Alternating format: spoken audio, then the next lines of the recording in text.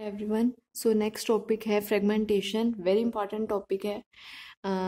Fragmentation की help से हम अब डिटरमाइन क्या कर सकते हैं। फ्रेगमेंटेशन जब होगी आपकी, किसकी फ्रेगमेंटेशन होगी? मॉलिक्यूलर आयन की फ्रेगमेंटेशन होगी। जैसे आपके पास ये मॉलिक्यूल है, जब बम्बार्डमेंट होगा तो मॉलिक्यूलर आयन बनता है, आप पहले पढ़ चुके हो। उसके बाद ये फर्दर और फ्रेगमेंट हो जाएगा डिफरेंट बेसिस के अंदर। उसकी हेल्प से क्या होगा, आपको डिफरेंट पीक्स मिलेगी। पीक्स मिलने से जो आपका स्पेक्ट्रा होगा उसमें नंबर ऑफ लाइंस शो होगी आपकी। तो इसकी हेल्प से हम क्या कर सकते हैं, ऑर्गेनिक मॉलिक्यूल्स का स्ट्रक्चर डिटरमाइन कर सकते हैं। जो आपके पास मॉलिक्यूलर आयन होता है, ये बहुत ज्यादा एनर्जाइटिक स्पीशीज होती है। एनर्जी बहुत ज्यादा होती है। एनर्जी ज्यादा होने की वजह से अनस्टेबल हो जाएगा मॉलिक्यूल। अनस्टेबल होने की वजह से ये मॉलिक्यूल दोबारा से ब्रेक हो जाएगा अलग अलग बेसिस में। ठीक है, ए और बी की बेसिस में आपके पास, या डिफरेंट बेसिस में। बेसिस का मतलब क्या है आपके पास, ये सारे मैं टर्म्स पहले बता चुकी हूँ। मतलब अलग अलग मॉलिक्यूलर मासेस में ये ब्रेक हो जाएगा। और फर्दर फ्रेगमेंटेशन होने की वजह से हम इनकी हेल्प से डिटरमाइन कर सकते हैं कि स्ट्रक्चर से किस तरह से ब्रेक हुआ है। तो इसकी हेल्प से हम स्ट्रक्चर भी डिटरमाइन कर सकते हैं आपका। जब ये फर्दर ब्रेक होगा, आपके पास एक कार्बोकेटायन बनेगा, एक रेडिकल बनेगा। कार्बोकेटायन आपको पता है, कार्बोकेटायन की स्टेबिलिटी किस पे डिपेंड करती है। अगर रेडिकल बनता है, उसकी स्टेबिलिटी किस पे डिपेंड करती है। तो ये सारा जो है स्टेबिलिटी, कुछ फैक्टर्स हम ऑलरेडी पढ़े हुए हैं आपने, कि कार्बोकेटायन, रेडिकल्स, मॉलिक्यूल्स न्यूट्रल कब होगा, स्टेबिलिटी कब होगी। क्योंकि रेजोनेंस में जब होगा तो स्टेबिलिटी ज्यादा होगी। तो उसकी हेल्प से जब आपके पास फ्रेगमेंटेशन होगी, वहां से भी आप पता कर सकते हो कि कौन सा मॉलिक्यूल वहां से स्टेबल है आपका और नहीं है।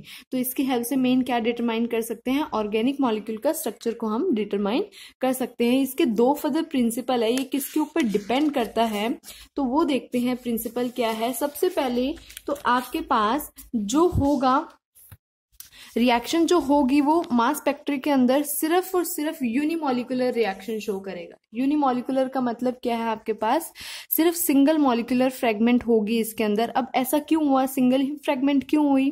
जब मास स्पेक्ट्रोमेट्री आपने पढ़ा होगा स्टार्टिंग में इंस्ट्रूमेंटेशन, तो वहां पे हम क्या करते हैं, प्रेशर बहुत कम लेके चलते हैं, 10⁻⁻⁶ टोर। और इससे ज्यादा प्रेशर चाहिए होता है आगे फर्दर दोबारा से कोलिजन होने के लिए, बायमॉलिकुलर कोलिजन होने के लिए। बट प्रेशर ही कम है आपके पास, तो वो कोलिजन हो नहीं पाएगी। तो इसीलिए रिएक्शन क्या होगी आपके पास, यूनिमॉलिकुलर रिएक्शन होगी। उसके बाद क्या होगा, सेकेंड जो प्रिंसिपल है, relative ion abundance as measured by peak intensity are extremely important. इसके अंदर क्या बोला है उसने, जब आपके पास स्पेक्ट्रा मिलता है तो इस तरह से स्पेक्ट्रा मिलता है, कुछ हाई लाइंस होती हैं, कुछ छोटी लाइंस होती हैं। तो इस इंटेंसिटी से, पीक की इंटेंसिटी से हम पता कर सकते हैं कि वहां पे अबंडेंस कितनी है। अबंडेंस का मतलब कितना प्रेजेंट है वहां पे।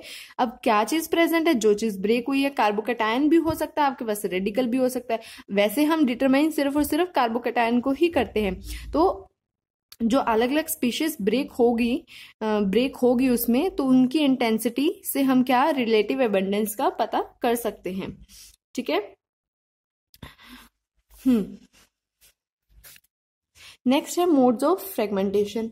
मोड्स ऑफ फ्रेगमेंटेशन में क्या है, आपके पास क्लीवेज बताई हुई है, हम किस किस तरह से क्लीवेज कर सकते हैं। सबसे पहले क्या है, simple cleavage, rearrangement accomplished by the transfer of atoms, skeletal rearrangement. आज के टॉपिक में सिर्फ और सिर्फ हम सिंपल क्लीवेज करेंगे, और उसके भी फर्दर पार्ट है अल्फा और बीटा क्लीवेज। फिर बीटा क्लीवेज के भी फर्दर पार्ट है, तो इसीलिए आज ये दो टॉपिक ही हो पाएंगे इस वाली वीडियो में कवर। तो सबसे पहले अल्फा क्लीवेज। अब ये जब मैं सारा करा दूंगी ना, तो आप थोड़ा सा इसमें जैसे मिक्स हो जाएगा कि अल्फा क्लीवेज किस में होती है, बीटा क्लीवेज किस में होती है। तो मैंने उसके लिए नोट भी बना दिया इस तरह से कि आपको समझ आ जाएगा। ये मैं आपको बाद में एक तरह से ओवरव्यू करवा दूंगी, जिससे आपको क्लियर हो जाए। तो सबसे पहले अल्फा क्लीवेज। अल्फा क्या होगा, अल्फा मतलब अल्फा बॉन्ड कौन सा होगा आपके पास, जब मॉलिक्यूलर आयन बनेगा, जब बम्बार्डमेंट होगी, मॉलिक्यूलर आयन बनेगा, उसके साथ वाले ये वाला जो बॉन्ड होगा वो अल्फा होगा। ठीक है, इसके रिस्पेक्ट में बात कर रहे हैं। और इसके रिस्पेक्ट में सेकंड वाला बॉन्ड क्या होगा, बीटा होगा आपके पास। ठीक है, तो ये बीटा बॉन्ड है, ये अल्फा बॉन्ड है, तो उनकी क्लीवेज होगी आपके पास। अल्फा क्लीवेज किस किस के अंदर हो सकती है, हेलाइडो, OHO, NH2, ORO। अब ये जो क्लीवेज है वो हम होमोलिटिकली भी कर सकते हैं और हिट्रोलिटिकली भी कर सकते हैं। होमोलिटिकली का मतलब क्या है, एक बॉन्ड दो इलेक्ट्रॉन से मिलकर बना होता है, तो एक एक इलेक्ट्रॉन एक इस साइड एक इस साइड, मतलब वो ब्रेक हो जाएगा होमोलिटिकली। और हेट्रोलिटिकली मीन्स आपके पास ये जैसे मोल इलेक्ट्रोनेगेटिव है तो सारा का सारा इधर ही शिफ्ट होगा आपके पास और यहाँ पे कार्बोकेटायन बन जाएगा। तो दिस इज अ हेट्रोलिटिकली आपके पास क्लीवेज हो रही है यहाँ पे। तो अल्फा क्लीवेज दोनों तरह से भी कर सकते हैं, बट मेनली जो हम प्रेफर करते हैं वो हेट्रोलिटिकली प्रेफर करते हैं अल्फा के अंदर, और बीटा के अंदर हम होमोलिटिकली प्रेफर करते हैं, या ऐसी क्लीवेज प्रेफर करते हैं बीटा के अंदर जब आपको पॉजिटिव चार्ज मिलेगा वो स्टेबल हो, जैसे वही रेजोनेंस के साथ आ रहे हैं तो वो स्टेबल हो जाएगा। ठीक है, क्लियर। तो यहाँ पे यही चीज है, यहाँ पे क्लीवेज बताई हुई है सिंपल, एक कार्बोकेटायन बन गया और एक रेडिकल बन गया है आपके पास। सबसे पहले आयनाइजेशन हुआ, सेकंड एग्जांपल देखो, आयनाइजेशन हुआ, मॉलिक्यूलर आयन बना, यहाँ पे m/z वैल्यू आप कैलकुलेट करके लिख सकते हो कितनी आ रही है, मतलब मास एक तरह से, ये सारा मास कैलकुलेट कर सकते हो। उसके बाद आपके पास अल्फा बॉन्ड की क्लीवेज हुई। अल्फा बॉन्ड की क्लीवेज कैसे की हुई है? हेट्रोलिटिकली। अभी बताया अल्फा के लिए हेट्रोलिटिकली ही प्रेफर करते हैं, यहाँ पे कार्बोकेटायन और इधर रेडिकल। तो इसका मास कैलकुलेट कर सकते हो आप, कितने कार्बन है? 4, 12 4 कितना होगा? 48, 2 2 4 5 6 7 8 9, तो आपके पास कितना आ जाएगा? 59 नहीं 57, तो यहाँ पे 57 है। ठीक है, अब अल्फा बॉन्ड जो होगा आपके पास, अल्फा क्लीवेज जो होगी वो किस केसेस में होगी? सिर्फ और ब्रोमीन अगर लगा हो, आयोडीन लगा हो, तभी अल्फा क्लीवेज आपके पास होगी। अदरवाइज अगर क्लोरीन और फ्लोरीन लगा हुआ है तो उसके अंदर अल्फा क्लीवेज प्रेफर नहीं होगी, उसके अंदर एलिमिनेशन प्रेफर होगा। एलिमिनेशन का मतलब वही HCl या HF रिमूव हो जाएगा, H उस कार्बन एटम से भी रिमूव हो सकता है, या उसके एडजेसेंट वाले से भी रिमूव हो सकता है, तो उसमें एलिमिनेशन होगा, ना कि आपके पास अल्फा क्लीवेज होगी। अब नेक्स्ट एग्जाम्पल देखो, मॉलिक्यूलर आयन में कन्वर्ट हुआ, अल्फा क्लीवेज हुई, यहाँ पे ऑक्सीजन है तो सिंपली यहाँ पे क्लीवेज हो सकती है, एलिमिनेशन नहीं होगी, तो एक कार्बोकेटायन और रेडिकल बन जाएगा। इसका मास कैलकुलेट कर सकते हो, यहाँ पे 36 1 2 3 4 5 6 7, तो ये कितना आ जाएगा? 43। ठीक है, तो ये 43। उसके बाद बीटा क्लीवेज। बीटा क्लीवेज, अब बीटा बॉन्ड मैं आपको बता चुकी हूँ कौन सा होता है, रेडिकल के रेडिकल साइड से हमने देखना है कि बीटा बॉन्ड कौन सा है। इसके फर्दर 4 पार्ट है जिसके अंदर हम बीटा क्लीवेज करते हैं। सबसे पहले वही CX बॉन्ड, X कुछ भी हो सकता है, ONS कुछ भी हो सकता है, oxygen nitrogen sulphur, but singly bonded होना चाहिए, डबल बॉन्डेड नहीं होना चाहिए। उसका एल्कीन और एल्काइन या एलाइलिक क्लीवेज होगी बीटा में। बीटा क्लीवेज किन में होगी? एल्कीन और एल्काइन केस में होगी। बेंजाइलिक क्लीवेज में भी बेंजाइल बॉन्ड, जब बेंजीन रिंग होगी बेंजाइल बन जाएगा अगर CH2 लगा होगा, मतलब बेंजाइलिक क्लीवेज हो जाएगी जब करोगे, अभी क्लियर हो जाएगा। और reverse of deals-alder reaction, deals-alder reaction आपने की होगी 4n+2π इलेक्ट्रॉन से 4n+2 बना देते हो, तो इसका रिवर्स चलेंगे हम। तो बीटा के लिए देखो यहाँ पे सिंपली इलेक्ट्रॉन था, आयनाइज हुआ, मॉलिक्यूलर आयन की फॉर्मेशन हुई। अब बीटा बॉन्ड कौन सा ब्रेक होगा? ये वाला, ये वाला, ये वाला, ये ध्यान रखना है। यहाँ पे तो सिंपल RR लिखा हुआ है, बीटा बॉन्ड वो वाला ब्रेक होगा जो आपके पास बिगर ग्रुप होगा। ठीक है, जो आपके पास बड़ा ग्रुप होगा, ये रूल है एक तरह से 7 रूल, वो वाला ग्रुप आपके पास ब्रेक हो जाएगा। यहाँ पे तो सिंपली आ रहा है तो जर्नल दिखाया हुआ है, और बीटा के लिए होमोलिटिकली प्रेफर करते हैं, दोनों कर सकते हैं, बट यहाँ पे दोनों तरह से करके दिखाई हुई है। अगर होमोलिटिकली होगा तो रेडिकल रेडिकल रेडिकल रेडिकल क्या करेंगे? बॉन्ड बना लेंगे आपके पास, और ये positive charge as it is. तो ये होमोलिटिकली या हेट्रोलिटिकली डबल बॉन्ड शिफ्ट, यहाँ पे कार्बोकेटायन बन जाएगा। ठीक है, ये है आपके पास बीटा क्लीवेज का एक एग्जाम्पल। स्टीवन रूल के अकॉर्डिंग अभी बताया है मैंने कि मेजर R ग्रुप आपके पास क्या होगा? शिफ्ट होगा, वो वाला बॉन्ड ब्रेक होगा। जैसे यहाँ पे ब्रोमीन लगा हुआ है और अल्फा, ये बीटा, ये अल्फा बॉन्ड है, ये बीटा है। अगर अल्फा क्लीवेज करती हूँ यहाँ पे, तो अल्फा क्लीवेज में यहाँ कार्बोकेटायन बन जाएगा, और ये ब्रोमीन रेडिकल, इसका मास कैलकुलेट करके लिख सकते हो आप। अगर मैं बीटा क्लीवेज करती हूँ, बीटा क्लीवेज, बीटा में क्या होगा? देखो ये बॉन्ड भी ब्रेक हो सकता है, ये भी, बट मोर वाला अभी बताया लार्जेस्ट R ग्रुप ब्रेक होगा स्टीवन रूल के अकॉर्डिंग। तो ये वाला ब्रेक होगा आपके पास। जब ये ब्रेक होगा तो कार्बोकेटायन यहाँ फॉर्मेशन होगा और यहाँ पे डबल बॉन्ड आ जाएगा। अब ये कार्बोकेटायन क्या है? स्टेबल है, रेजोनेंस स्टेबलाइज्ड हो सकता है। इसकी जो पीक आएगी आपके पास 91, ये मोस्ट स्टेबल है एज कम्पेयर टू दिस। तो ये ब्रेक होगा, तो ये चीज ध्यान रखनी है। अब आपको एग्जाम में क्वेश्चन किस तरह से पूछ सकते हैं?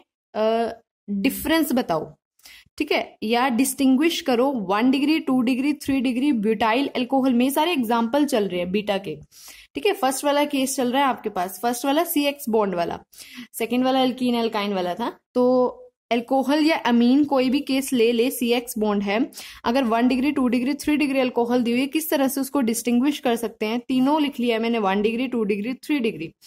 उसका मोलिकुलर आयन बनाए हैं पॉजिटिव और रेडिकल, बीटा क्लीवेज की है, स्टेवन रूल के अकॉर्डिंग बड़ा वाला R ग्रुप ही ब्रेक होगा।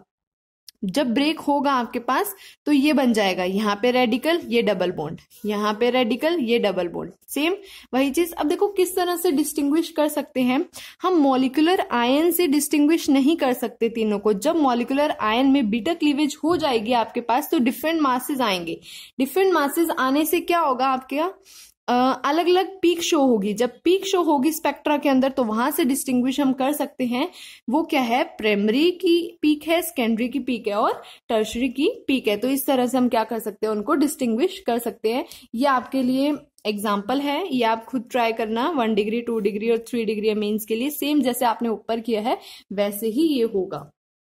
ठीक है, नेक्स्ट टॉपिक चलते हैं एल्कीन और एल्काइन के केस में। एल्कीन और एल्काइन के केस में भी क्या बोला है, बीटा क्लीवेज होगी। तो ये आपके पास एल्कीन का केस लिया हुआ है, ये अल्फा बॉन्ड, ये बीटा बॉन्ड, बीटा वही मेजर R ग्रुप ब्रेक होगा आपके पास, होमोलिटिकली प्रेफर करते हैं। तो यहाँ पे रेडिकल आ जाएगा और इधर रेडिकल आ गया, radical radical double bond formation हो जाएगी। डबल बॉन्ड देखो यहाँ पे पॉजिटिव है और यहाँ डबल बॉन्ड है, तो ये क्या है, रेजोनेंस स्टेबलाइज हो सकता है, तो कार्बोकेटाइन की क्या होगी, रेजोनेटिंग स्टेबिलिटी होगी यहाँ पे। सिमिलरली इस केस में अब देखो ये डबल बॉन्ड है, बेंजाइल वाला केस जो आया, ये अल्फा है, ये बीटा बॉन्ड है, ये वाला। तो आयनाइज जब होगा ये वाला बॉन्ड होगा, इसके रिस्पेक्ट में अल्फा बीटा बॉन्ड ब्रेक होना है आपका, तो ये क्या आ जाएगा, डबल बॉन्ड, और इधर क्या आ जाएगा आपके पास, R रेडिकल। R रेडिकल आने से आपके पास देखो दूसरा वाली साइड यहाँ पे पॉजिटिव है, पॉजिटिव आने की वजह से रेजोनेंस स्टेबलाइज्ड है। ये चीज ध्यान रखना कि जब आपके पास 6 मेंबर्ड रिंग और CH2 पॉजिटिव होता है, वो कन्वर्ट हो जाता है फर्दर 7 मेंबर्ड रिंग में, ट्रोपोलियम कार्बोकेटाइन में, आगे बहुत बारी यूज हुआ होगा, तो इस चीज का ध्यान रखना। ये वाले एग्जाम्पल भी बीटा क्लीवेज के ही हैं। एल्कीन एल्काइन के केस में इसमें भी सेम बेंजाइलिक क्लीवेज ही होगी, अल्फा बॉन्ड बीटा बॉन्ड इसके रिस्पेक्ट में, तो ये वाली क्लीवेज हो जाएगी, सेम ऐसे ही होनी है। ये भी आप खुद ट्राई करना, ठीक है।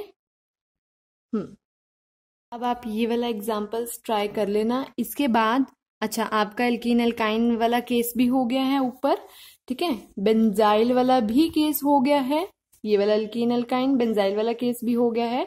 अब जो रह गया है वो रिट्रोडील-ज़ल्डर रिएक्शन रह गई है। अब ये हमें देगा क्या, साइक्लोएल्कीन देगा। और बीटा क्लीवेज जो होगी एल्कीन एल्काइन एरोमेटिक में ऑलरेडी पढ़ चुके हैं, रिट्रोडील्स के अंदर भी आप यही चीज पढ़ोगे, बीटा फ्रेगमेंटेशन पढ़ोगे। यहाँ पे पॉजिटिव और रेडिकल जब मॉलिक्यूलर आयन की फॉर्मेशन होगी, इसके रिस्पेक्ट में अल्फा बॉन्ड, इसके रिस्पेक्ट में ये बीटा बॉन्ड। अच्छा, अब ये फ्रेगमेंटेशन हम कर क्यों रहे हैं, इससे हम क्या करेंगे, डिस्टिंग्विश करेंगे। जब हमें एग्जाम के अंदर क्या होगा, इस तरह का कंपाउंड दिया होगा, आप डिस्टिंग्विश करके बताओ, तो आपको देखना है कि इसमें क्या यूज होगा, किस टाइप की क्लीवेज होगी जिससे हम डिस्टिंग्विश कर सकते हैं। तो यहाँ पे बीटा क्लीवेज होने से होमोलिटिकल क्लीवेज वही एल्कीन, प्लस आपके पास यहाँ पे रेडिकल आ जाएगा, रेडिकल आया और यहाँ पे radical radical double bond formation हो जाएगी। डबल बॉन्ड इस तरह से है, देखो ऐसे ये बन गया डबल बॉन्ड, और ये इस तरह से। अब देखो ये वाला जो है इसको मैं ऐसे भी तो लिख सकती हूँ, पॉजिटिव इधर और रेडिकल इधर, तो ये इस तरह से ही लिखा हुआ है। जब ये दोबारा से ब्रेक होगा तो यहाँ पे डबल बॉन्ड हो जाएगा और यहाँ पे रेडिकल आ जाएगा, तो इसको हमने नाम दे दिया है फर्स्ट, या ओवरऑल लिख दिया। मैंने स्टार्टिंग में बताया था कि इसको इस तरह से भी लिख सकते हैं, तो यहाँ पे इस तरह से लिख दिया मॉलिक्यूलर आयन को, ठीक है। इसको नाम दे दिया फर्स्ट, क्योंकि बाद में इसी तरह हम अगले की करेंगे, फिर हम डिस्टिंग्विश करेंगे, तो उसके लिए हमने नेम दिया है। यहाँ पे देखो वही होमोलिटिकली क्लीवेज पीछे की है, हिट्रोलिटिकली कर सकते हो डायरेक्ट, तो वही चीज बनेगी आपके पास, डबल बॉन्ड इधर इस तरह से, ठीक है, ऐसे डबल बॉन्ड, और ये इस तरह से बन जाएगा। अब 2 पीक्स आई हमारे पास डी-ज़ल्डर रिएक्शन से। अगर आपके पास ये वाला बॉन्ड इस तरह से ब्रेक हो रहा है, होमोलिटिकली भी और ये हिट्रोलिटिकली भी, तो आपके पास ये आ जाएगा, ये मोर स्टेबल होगा। बट हमने जो पीछे नेम दिया था फर्स्ट, ये वाला फर्स्ट मैं यहाँ पे बना देती हूँ, क्या था आपका, इस तरह से था, ये फर्स्ट था हमारे पास, ये फर्स्ट था, ये सेकंड था। जो ये है आपके पास, ये रेजोनेंस स्टेबलाइज था, रेजोनेंस स्टेबलाइज करके हमने इसे बनाया है। सेकंड वाला जो है आपके पास, ये रेजोनेंस स्टेबलाइज नहीं है रेजोनेंस तो, बट आपके पास ये स्टेबलाइज नहीं है क्योंकि इसकी जो इंटेंसिटी है वो बहुत ज्यादा कम है as compare to the this. ठीक है, तो इसीलिए हमने उसको फर्स्ट और सेकंड नेम दिया था। नेक्स्ट जो है आपका वही आयनाइज होगा, मॉलिक्यूलर आयन की फॉर्मेशन हुई, फ्रेगमेंटेशन हुई। तो एल्कीन के केस में मतलब इस टाइप के कंपाउंड में आपके पास रिट्रो-डीलज़ल्डर रिएक्शन होगी। अब वही डिस्टिंग्विश किसके लिए कर रहे हैं, आइसोमेरिक साइक्लोएल्कीन्स के लिए। आइसोमेरिक साइक्लोएल्कीन्स का मतलब क्या है आपके पास, जैसे देखो ये CH3 ग्रुप इसके रिस्पेक्ट में कौन सी पोजीशन पे लगा और इसके रिस्पेक्ट में कौन सी पोजीशन पे, थर्ड पोजीशन पे था या फोर्थ पोजीशन पे है। तो यहाँ पे आपके पास इस टाइप के कंपाउंड को, आइसोमेरिक साइक्लिक एल्कीन को आप डिस्टिंग्विश कर सकते हो डीलज़ल्डर रिएक्शन से। ठीक है, तो किस तरह से डिस्टिंग्विश करोगे, वही M/Z वैल्यू से।